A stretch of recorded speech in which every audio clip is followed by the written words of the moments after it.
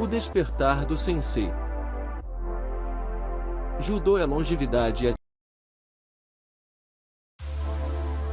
O despertar do sensei. Judô é longevidade e atividade física e o coração. Sensei Leandro Borges, quarto dan e doutor André Shiga.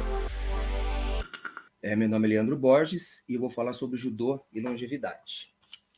Então, esse é o nosso tema. Quando eu fui convidado a fazer essa palestra, né, eu fiquei pensando no tema, né, e me foi pedido para que falasse um pouco sobre a minha experiência aí junto aos Masters, aos veteranos, né? Eu já estou competindo aí nos Masters há mais de 20 anos, né?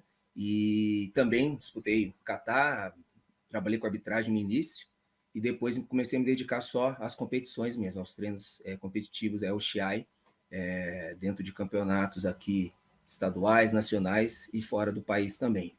E eu vou falar um pouco sobre essa minha experiência e o que eu vi, né? O que eu vi aí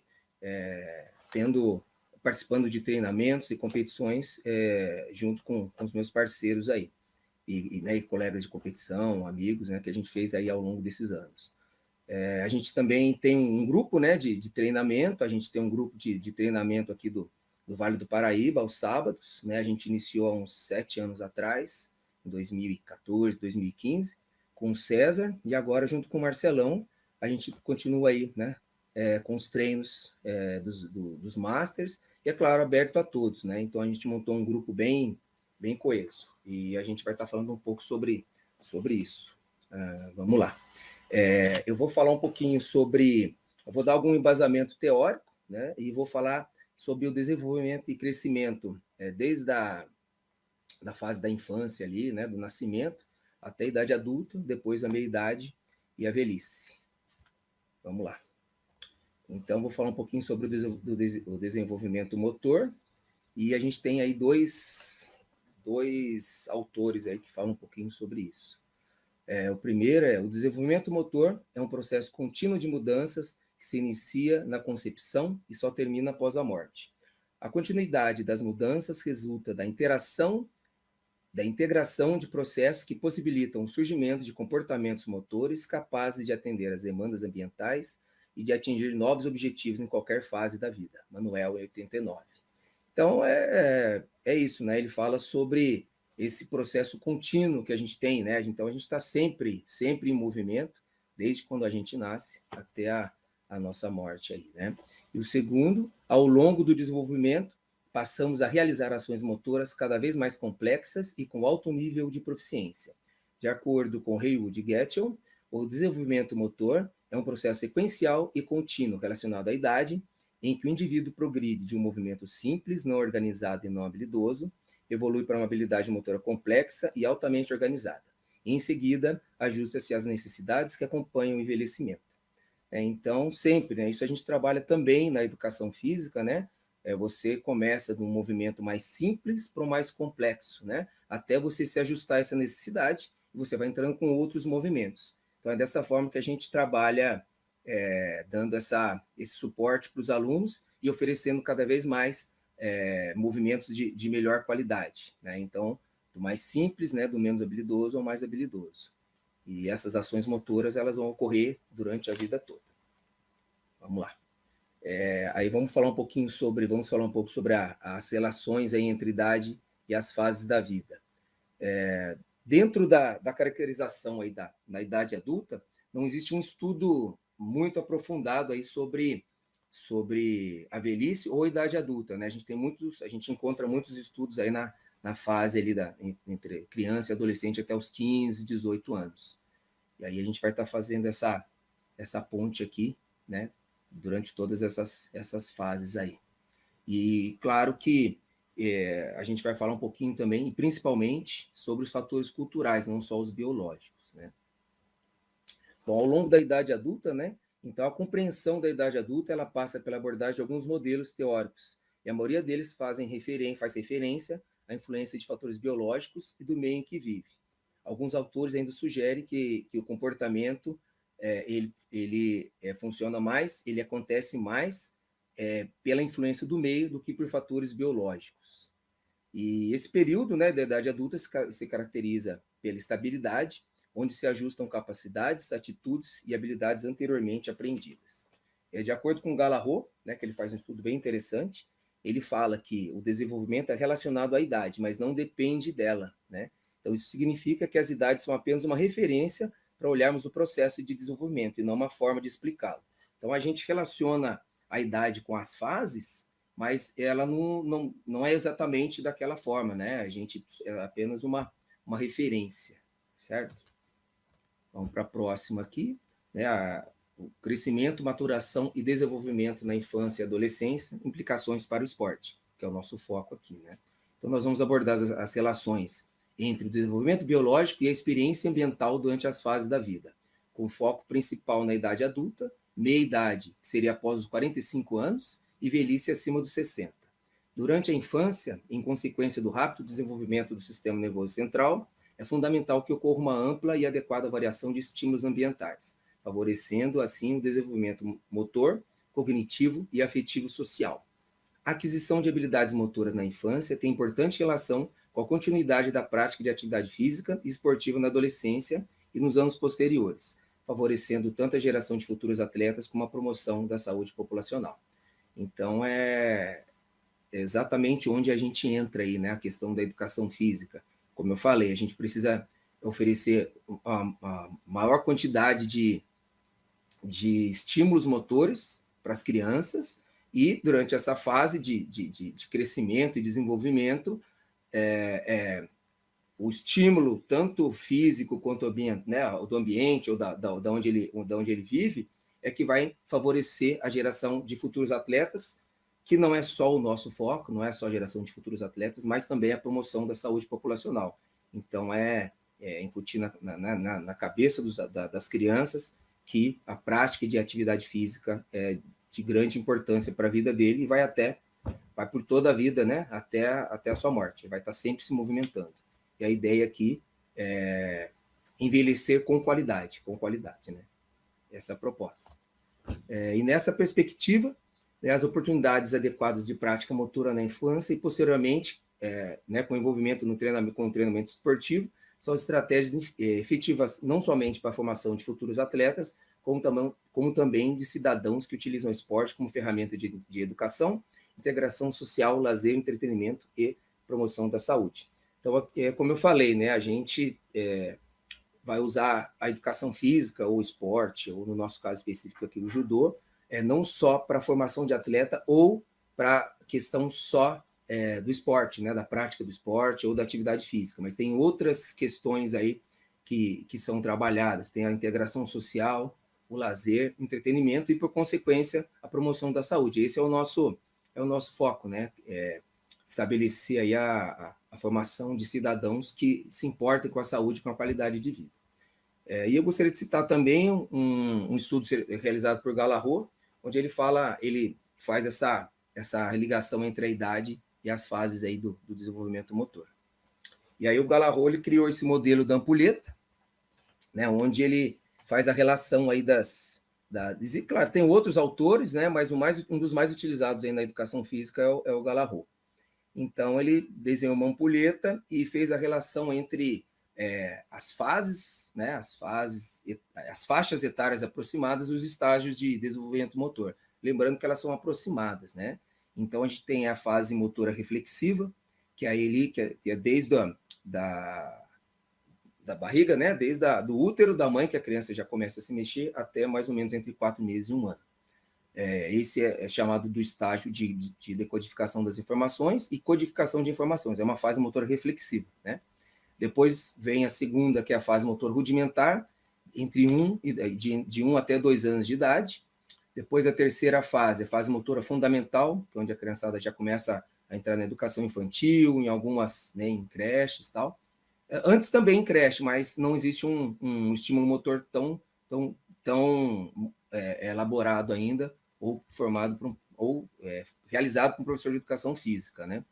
E ali, a partir dos 2 a 3 anos de idade, é o estágio inicial, de 4 a 5, o estágio elementar, que é onde as crianças já começam a entrar mesmo nas escolas, na educação infantil.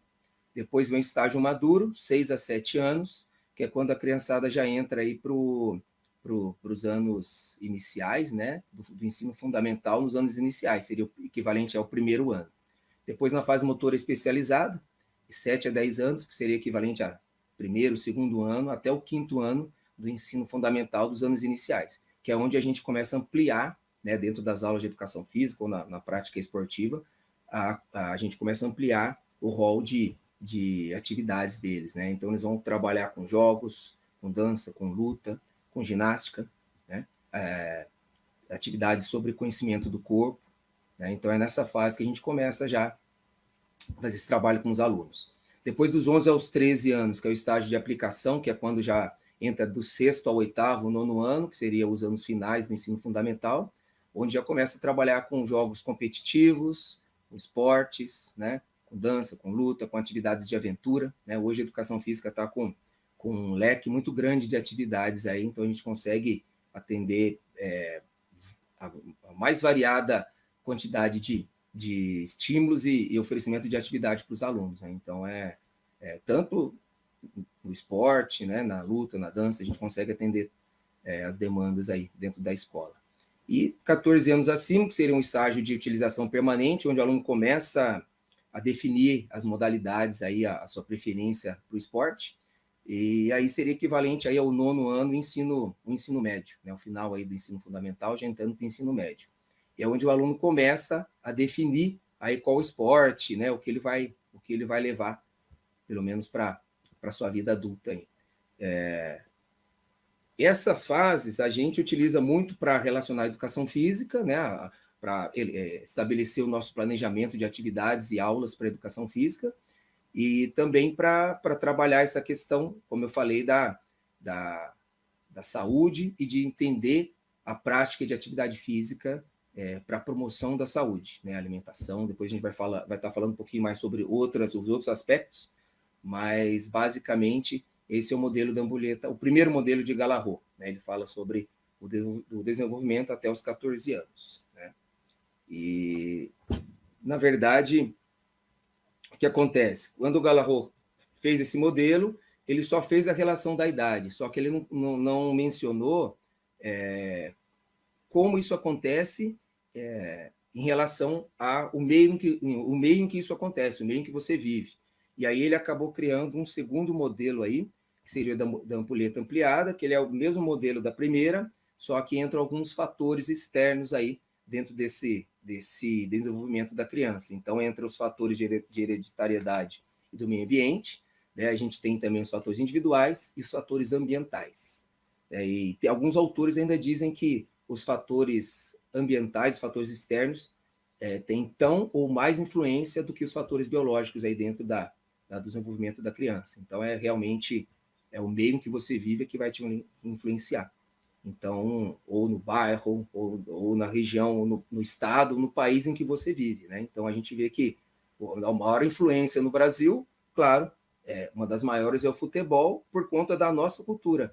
Cada país tem a sua, e aí a gente começa no país, a gente tem a cultura no seu estado, a gente tem a cultura na cidade, na sua escola. Então, a gente vê que essa influência externa é bem preponderante aí na prática e na escolha da sua modalidade esportiva.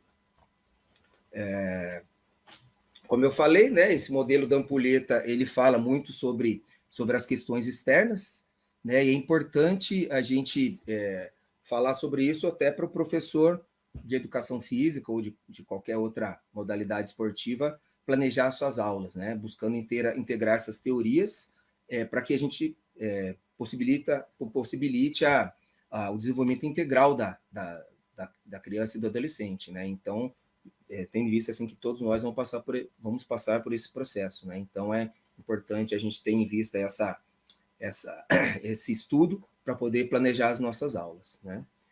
Agora a gente já vai pular e já vamos lá para o envelhecimento, né? Saímos aí da idade adulta, já vamos aí para a meia-idade e a velhice, que é o nosso ponto aqui, uma parte da nossa palestra aqui. Então, a OMS, a Organização Mundial da Saúde, ela fala sobre o envelhecimento ativo, né? Que é o processo de otimização das oportunidades de saúde, participação e segurança, com o objetivo de melhorar a qualidade de vida à medida que as pessoas, né, ficam mais velhas. O objetivo desse envelhecimento ativo é aumentar a expectativa de vida saudável e a grande qualidade e a qualidade de vida para todas as pessoas que estão envelhecendo, inclusive as que são frágeis, fisicamente capacitadas e requerem cuidados. Então, o termo saúde, né, segundo a OMS, ele refere-se ao bem-estar físico, mental e social, e não simplesmente a ausência de doença, né? Então, quando a gente fala sobre isso, quando a gente fala em longevidade, eu penso, né, aqui na nossa região, nos nossos mestres, né? Então, nosso mestre Sogabe, Coimbra, Hirakawa, Sensei Amadeu, né? Então, todos esses mestres, a gente percebe que eles são longevos, né? Eles têm uma idade avançada, mas que eles são ativos, né? Eles estão totalmente ativos dentro do contexto do judô, né? Dando aula, participando de palestras, estão sempre próximos da gente nos treinos, nas academias, nas competições. Então, quando eu penso em longevidade, eu penso nesses mestres, claro, né? Poderia citar muitos outros aqui na região, no estado, enfim, né? Mas a gente tem eles como referência, né? De longevidade com qualidade de vida. Né? E é claro, isso não é só por conta do esporte que eles fizeram, do judô, também, mas eles têm uma questão social, uma questão de participação dentro do judô. O judô possibilita isso, né? Hoje se abriu muito leque de opções, né? Hoje você trabalha, você pode ser competidor, você pode ser profissional do judô, você pode dar aula para criança, pode dar aula para adolescente, você pode, né, fazer o treinamento de alto nível, ser um técnico de equipes de alto rendimento, pode ir para arbitragem, as várias opções de kata, né? Tem vários tipos de kata que dá para fazer. Então, o judô ele abriu muito o leque de opções para que todos possam participar. Então, essa é a nossa meta aí, a participação dentro do judô até durante toda a sua vida, né? Em relação, eu gostaria de falar um pouquinho também, a OMS faz um estudo, né, e faz uma explicação, né, comenta um pouquinho sobre a questão das mulheres, né, dentro da prática de atividade física, né, mas eu gostaria de citar, né, a OMS comenta também sobre o papel das mulheres, né, dentro no nosso caso aqui específico do judô, na prática de atividade física, né, a gente entende que as mulheres têm uma dificuldade muito grande, que eu digo até que elas têm quase que uma tripla jornada, né, trabalho, cuidar da família e cuidar da casa. E aí acaba deixando de lado um pouco a prática de atividade física, né? Então a gente tem que incentivar a prática, né, das mulheres e inserir, né? Isso já está acontecendo de uns anos para cá, a gente vê com as competições mistas, a gente vê mulheres arbitrando, muitas mulheres dando aula de judô, então isso está aumentando, mas ainda é pequeno, né? No caso de competições, aí no Mundial, por exemplo, entre 10% e 20% das mulheres estão inscritas nas competições, então ainda é um número pequeno, com chance aí de crescimento, né? E cabe a nós, né, professores aí de judô, estar incentivando essa prática, né, do judô, da atividade física para as mulheres durante toda a vida também, né? Esse é um caso no caso para as mulheres, é um caso de parar, né, de realmente parar de treinar por conta desses trabalhos, né? E acaba também gerando vários tipos de doença, né? Isso acontece com os homens também, só que com os homens é mais em relação aos comportamentos de risco, como fumar, consumir bebida alcoólica e se expor desnecessariamente a risco de lesões. Então, a preocupação do MS é exatamente essa, o envelhecimento com saúde e buscar uma qualidade de vida. A OPAS, né, a Organização Pan-Americana da Saúde, também fala um pouquinho sobre a questão da alimentação, então fala sobre os riscos, né, aumento do risco da obesidade, doenças crônicas, né, durante o processo de envelhecimento, tanto homens quanto mulheres, né? Então, as dietas ricas em gordura saturada, sal, pobres em fruta, legumes, verduras e quantidade suficiente de fibras e vitaminas, combinada ao sedentarismo, são os maiores fatores de risco aí de problemas crônicos, como diabetes, doença cardiovascular, pressão alta, obesidade, artrite, alguns tipos de câncer, né? Então, orienta-se até o consumo de cálcio e vitamina D para aumentar a densidade óssea e também a imunidade. Então, essa é preconizado também pela OPAS. Bom, gostaria de citar um livro, né, muito interessante que eu li, que é o Ikigai, O Segredo dos Japoneses para uma Vida Longa e Feliz. Se alguém puder ler, ele vai exemplificar muito o que eu falei aqui sobre a questão da saúde, né, e sobre a prática de atividade física e como que você tem uma vida saudável, né? Você passa por todas essas fases de forma saudável, né? Então, o nome do livro, né, Ikigai, O Segredo dos Japoneses para uma Vida Longa e Feliz, os autores Hector Garcia e Francesco Miralles. A ideia do livro, né, foi quando os dois autores se encontraram em Tóquio e começaram a conversar sobre o sentido da vida, né? E em algum momento da conversa surge o termo Ikigai. E Ikigai é o conceito japonês que, de forma grosseira, significa a felicidade de estar sempre ocupado, né? E essa é uma das razões da extraordinária longevidade dos japoneses, principalmente na ilha de Okinawa, né? E lá tem a maior média de centenários do mundo.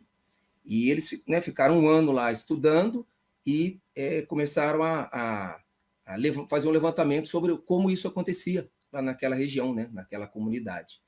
E o que eles perceberam é que todos se respeitam muito bem, há uma sensação de pertencimento à comunidade e ao trabalho em equipe, e o que eles procuram sempre estar ensinando uns aos outros, né? Ele também tem a questão da alimentação, que a gente vai falar um pouquinho mais para frente, mas basicamente são os fatores externos ali, né? Claro, tem a questão da alimentação, atividade física, mas eles trabalham muito em cima do ambiente saudável em que você vive, né? Cuidar da amizade, ter uma alimentação leve, descansar adequadamente, praticar exercícios suaves, tendo como foco a alegria de viver, é o que nos impulsiona a envelhecer e continuar celebrando cada novo dia. Então, esse é o Ikigai que está dentro de cada um. O Ikigai está escondido dentro de nós e é a razão pela qual nos levantamos pela manhã para iniciar o nosso dia. Então, ter um Ikigai claro e definido, uma grande paixão, dá satisfação, felicidade e significado à vida. Então, aí ele fecha, né? Então, eles falam sobre a alimentação, sobre o descanso, que é importante, praticar exercícios físicos e ter uma vida social ativa, né? Ter uma paixão, né? O que vai te deixar mais feliz e também dando significado à sua vida. Então, eles falam muito também dos aspectos externos, não só dos biológicos, né? Em cima disso, eles trabalham em cima do diagrama, né? Desse diagrama de Mercury, o Ikigai no centro. Então, você tem, claro, o seu dia a dia da sua vida, que você tem a sua profissão, a vocação, a paixão e a missão, né? Aquilo pelo que podem te pagar, em relação ao trabalho, do que o mundo precisa, o que você pode oferecer para o mundo, né? O que você pode oferecer de bom para o mundo, o que você ama, o que você gosta de fazer, e aquilo que é bom para você, aquilo que faz bem para você, o que você vai buscar de bom para você mesmo. Então, esse diagrama é bem interessante para a gente pensar um pouquinho sobre a vida aí, né? Sobre como funciona o nosso dia a dia, a nossa rotina do dia a dia de trabalho, de estudo, enfim. Bom, aí surge essa pergunta, né? Qual o segredo de uma vida saudável, né? Será que ele existe? Então, aí isso aí, como, né, o próprio livro fala, isso está dentro de cada um. A gente que tem que buscar. Isso é bem pessoal, né? Então, está dentro de cada um. Não tem como a gente não ter uma receita para isso, né? E nos dias atuais, né, a nossa vida aí cada vez mais corrida, com falta de tempo, acomodação também, né? E falta de tempo e sedentarismo, a gente busca acaba deixando um pouquinho de lado a prática de atividade física. Então, esse segredo está tá dentro de nós mesmos, a gente é que tem que buscar isso dentro da gente, tá?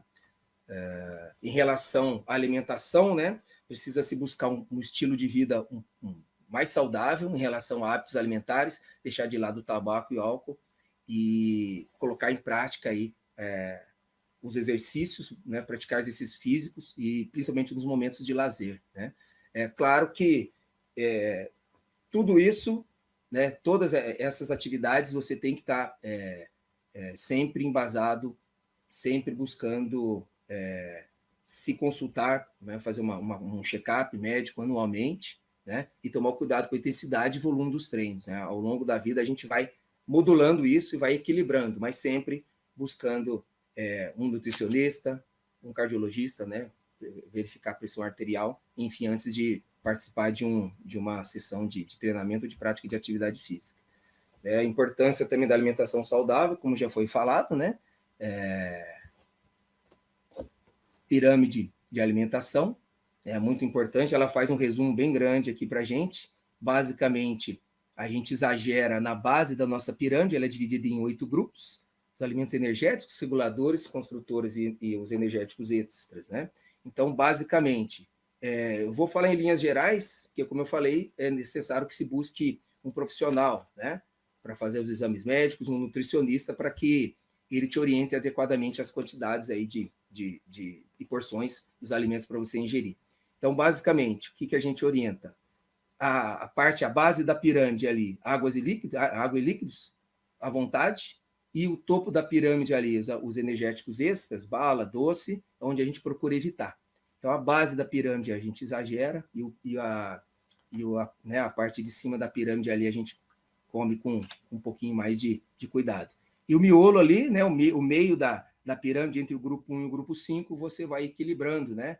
Frutas, verduras, né? O leite, derivados, as leguminosas, pães, né? Então, dentro desse miolo aí é que o nutricionista vai te orientar em relação às porções que você vai ingerir. Mas basicamente é isso. A base da pirâmide você come à vontade, ingere à vontade, líquido e água e líquidos. E a parte de cima, o topo da pirâmide, procurar evitar.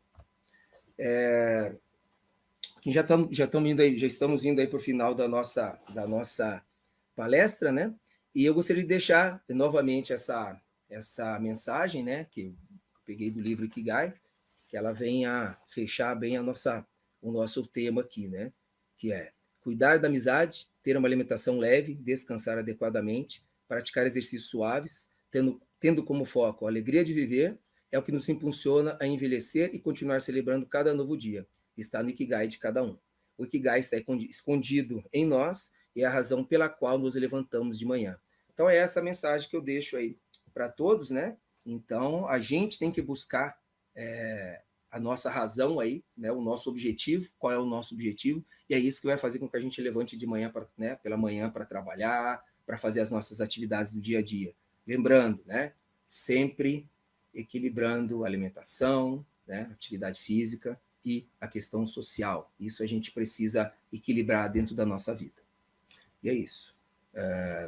Aqui a referência bibliográfica, um pouquinho do meu currículo, o meu currículo como professor de judô, e gostaria de agradecer ao convite, né, dos colegas aí de Despertar do Sensei, para estar falando, para dar um pouquinho da minha experiência. Espero que eu tenha agregado algum valor para todos, espero que eu tenha passado algum tipo de conhecimento a todos, e gostaria de agradecer também, primeiramente, a Deus, a minha família, e aos meus senseis que me influenciaram, né? Sensei Coimbra, Sensei Amadeu, Sensei Sogabe, Sensei Calazans. Obrigado a todos. Olá, meus amigos judocas, eu sou o André Chiga, sou cardiologista e eu sou também lutador de judô desde a década de 70. E eu sei que alguns fatos recentes estão preocupando os nossos atletas, principalmente os masters, e aí, a pedido de alguns colegas, eu acabei gravando esse vídeo para vocês. O esporte, ele sempre foi uma ferramenta de promoção de saúde, vocês sabem muito bem, e a gente não pode deixar que fatos desagradáveis e até catastróficos acabem atrapalhando essa promoção da saúde em relação ao esporte.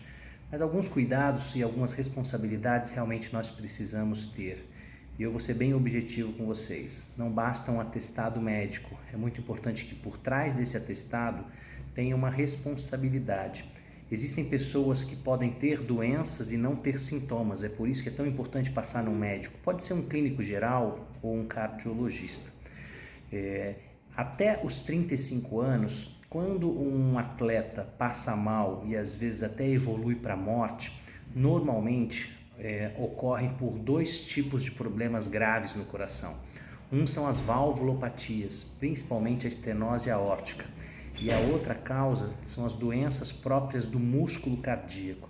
E isso muitas vezes não dá sintoma nenhum e o primeiro evento pode ser fatal. Por isso que a gente insiste que você, antes de fazer atividades físicas muito intensas, procure um cardiologista e faça alguns exames. Nessa faixa, até 30, 35 anos, uma boa consulta médica com um eletrocardiograma e um ecocardiograma que vê as válvulas e vê o músculo cardíaco é o suficiente. Acima dos 35 anos, a incidência de uma outra doença que é adquirida, chamada doença aterosclerótica ou doença coronariana, ela passa a ser mais frequente. Portanto, a gente acrescenta o teste ergométrico. Se o teste ergométrico vier ótimo, a gente fica um pouco mais tranquilo. Se o teste ergométrico vier alterado, a gente pode fazer outros exames, como tomografia de coronária e até às vezes um cateterismo, para saber se tem alguma artéria entupida ou não. O mais importante é que a gente entenda aqui é que mesmo os corações normais, sobre muito esforço e sobre muito estresse, eles podem sofrer. Agora, se a artéria do coração já tiver algum entupimento, o exercício físico ele pode ser o gatilho que faltava para romper uma placa e entupir uma artéria dessa no coração. Vou mostrar para vocês, só para vocês terem uma ideia, ó, isso é uma artéria normal e isso aqui é uma artéria cheia de colesterol, cheia de gordura e o sangue tem dificuldade para passar. Então a gente quer que o colesterol fique bom, a gente precisa medir isso também. Então a minha dica aqui hoje é: assuma a responsabilidade. A gente sabe que as federações e as confederações elas vão ter que cumprir o papel burocrático de pedir atestados médicos, mas o atestado ele não é uma burocracia. O infarte agudo do miocárdio, que é quando uma artéria do coração entope, ela causa a morte de um pedaço do músculo e dependendo da região desse músculo pode causar uma arritmia fatal e é por isso que geralmente os infartos podem cursar com morte súbita e ataque súbito. É muito importante que nas grandes competições tenha uma equipe médica para fazer o resgate, ter desfibrilador automático ou uma ambulância que tenha acesso fácil ao dojo. Mas o que eu quero alertar a vocês é que essas doenças elas são progressivas, ela não acontece de um dia para a noite, portanto, manter o peso, manter o colesterol, manter a pressão, manter diabetes, que é a glicose, o açúcar no sangue, tudo isso pode minimizar os riscos, mas nada substitui uma avaliação minuciosa com o seu médico. Então a nossa sugestão aqui, cada um de vocês assuma a responsabilidade e não é pegar só um atestado, é fazer realmente um check-up cardiológico. E se eventualmente o seu médico descobrir que tem alguma coisa entupida, a gente precisa desentupir. E depois que desentope, seja com uma cirurgia cardíaca, que é a ponte de safena, ou com angioplastia, que a gente coloca um anelzinho chamado stent, muitos atletas inclusive podem voltar a treinar. Então fica aqui a dica, sem pânico e sem susto.